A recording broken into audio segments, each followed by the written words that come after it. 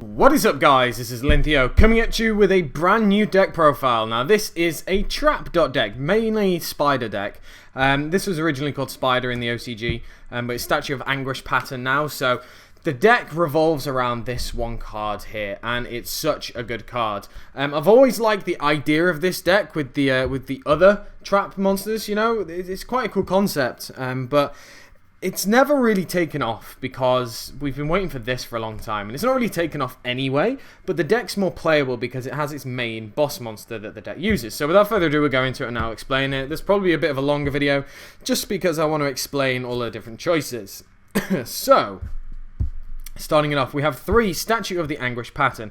If you don't know what this card does, it is a continuous trap card. Its effect is special summon this card as an effect monster. It's a rock type, earth, level 7, no attack and 2500 defense. It's still treated as a trap card technically. If it is summoned this way, this card cannot be targeted by your opponent's card effects while you control another trap card that is a monster. If a card is special summoned from your spell and trap zone to the monster zone while this card is a monster, you can target one card on the field and destroy it. So for example, you'll special summon this out, and as long as you have, another trap, it can't really be targeted or anything like that. When you special a trap monster, this effect activates and you can destroy a card on the field. Now, important things to remember, this effect stacks. So for example, if I go special summon, then we go, resolve the chain, these get summoned, then it goes effect, so it's chain link 1, chain link 2.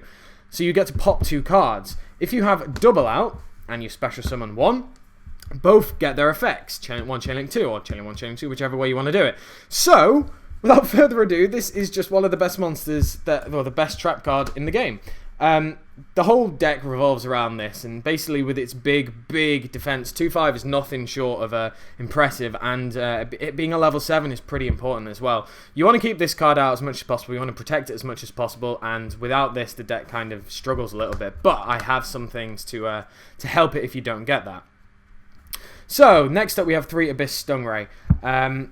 I've kind of and ahhed over this card, if I'm completely honest, but I've put it up to 3. I originally had it at 1 because it doesn't really add anything to the game state as such, but the fact that it is a level 5 light that can be special summoned, obviously, and it's 1900 attack, no defense, and its effect is basically it can't be destroyed by battle if it was special summoned in this way, activating it. So that's a pretty decent card. It means you can sit on it a little bit without it being destroyed by battle until you get Spider, and then you can kind of go off and do your whole shenanigan plays. So really important card. It's kind of grown on me a little bit, if I'm completely honest, but yeah, so that's that. Then we have 2 Tiki Soul and then 2 Tiki Curse. So I'll talk about these as a pair simply because that's how they work. So Tiki Soul and Tiki Curse are both level 4s, with Tiki Soul has 1000 attack and 1800 defense, and Tiki Curse's stats are reversed, which 1800 attack and 1000 defense. So these were the original ones that kind of work together. And Tiki Soul's effect is, while this card is an effect monster, if another trap card you control that is a monster would be destroyed by your opponent's card, either by battle or card effect, you set it instead. So if Tiki would die, you would set it instead. If you curse, Tiki Curse would die. And Curse's effect is, while this card is an effect monster, if other trap cards that a monster battles is opponent... I'll start that again because I completely butchered that effect. While this card is an effect monster, if other trap cards that is a monster battles an opponent's monster, after damage calculation, destroy that monster. So basically the whole thing is you have both of these out, or more like that technically. But if you have another trap monster and it dies, if it's a lot lower or something like that, you pop the other monster. It works very well with Abyss Stingray with these 2 because simply you would attack, even if Stingray can't die by battle, so you're just guaranteed to pop one of their monsters.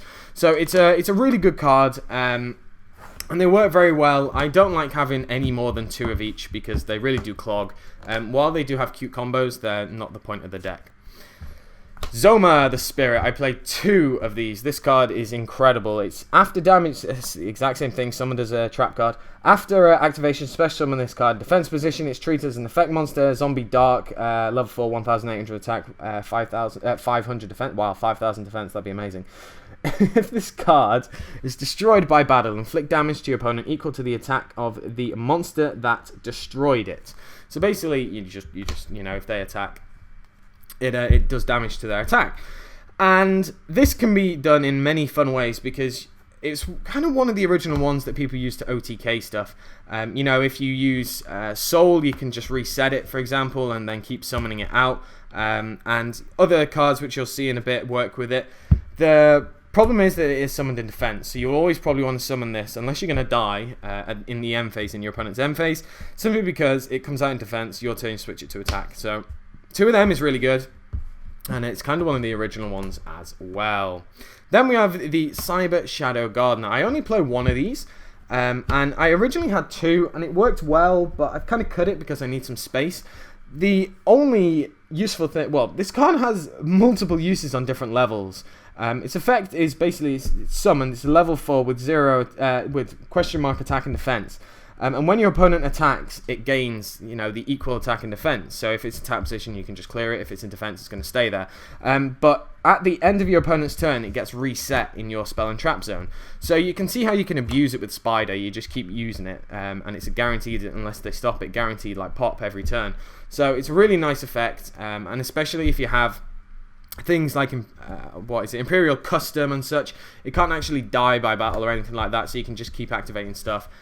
So it's a pretty solid card in my opinion. Next up, here's one card you probably haven't seen in a while, 2 Fake Trap. Now I really like this card. Its effect, you only activate when your opponent activates a spell, trap, or effect that would destroy traps cards you control. Destroy this card instead. If the cards that would be destroyed destroyed are face down, you look at them and confirm. So that's just for your opponent really. But this is really useful because if, for example, they go Black Rose, you can go, Fake Trap, destroy this instead. So loads of things like that are really important. And especially it draws out the MSTs if they want to try and hit your Spider, for example, or such. But Fake Trap has worked really well. But the one card that obviously this deck really relies on is Imperial Custom. I play 2, and its effect is simply face-up continuous trap cards cannot be destroyed except itself, and you can only control 1, so you can't activate 2 and do a lock. This is just incredible because it means they can't be destroyed by battle, they can't be destroyed by card effects, and you can just really get some painful combos off. Now, let's not forget this also includes your opponent's field, so if they have things like Mistake or Fiendish Chain, they also are protected under Imperial Custom, so it's one thing to always remember. But Imperial Custom is a pretty important one. At 3, it just really clogged, and especially with me using Fake Trap, that's why I only have 2 Imperial Custom. 1, Jar of Avarice. This is just to recycle any cards that I need, and I basically don't really say much about that one. 2, Mirror Force, just for simple protection. If opponent has big monsters and things like that, I want to make sure that mine don't get destroyed. So Mirror Force is a pretty solid card for what it does. Next up, we have 3, Pot of Duality. You don't really special summon in your turn, and Pot of Duality helps with the consistency. So, and I know my ultis, I finally got them. Sorry, I'm a rarity haul, we all know that. Pot of Duality just gets me to my game states quicker, to all of the important cards, and especially to Spider, so it just works really well, and don't really need to say much about that. Same mentality as Pot of Duality, we have 3 upstarts. I don't mind giving my opponents life points because this whole deck controls the field, so upstart's great, and in general, yeah. 2 Magical Planter, I only have 2, I do have 3, but with the amount of traps that I have in here, trap monsters, there are only a few that I would actually want to actually get rid of. Spider's one that you just don't really ever want to get rid of unless it's an absolute must. Stingray and all these are useful, but the fact that I do have also the Jar of Avarice, I can recycle these back in. Testing at 2 is completely fine. I see it at a perfect amount of time, so yeah, I really like it. Final spell is the 1 Raigeki, because Raigeki is just great. And as you noticed, I've gone reverse this time because the trap monsters are the traps are most important. Going on to the monsters, we have 1, 2, 3 Effect Veiler. Effect Veiler is just really great here because 1, it's a tuner, and just in general it's useful, but it also means that I can stop in my opponent's monsters that might hurt these traps. So yeah, Effect Veiler is kind of a must in this deck for me. Here's an interesting one for you, the Calculator. So, the reason why I have the Calculator in here is also because of Spider. These two is just so nice because Calculator is on 600 when it actually gets summoned, and then it gains another 7 levels, so it's pretty solid. Calculator can go up to some pretty disgusting attack, if I'm completely honest, and I just really like it. It's a bit of a fun card, but it actually works really well because a lot of people really don't expect it. So Calculator at 2, really good. 2-card card deed, the same mentality as Pot Duality and Upstart. We want to get to our cards quicker. Hopefully we do draw some back row and such to protect us for that one turn when we activate the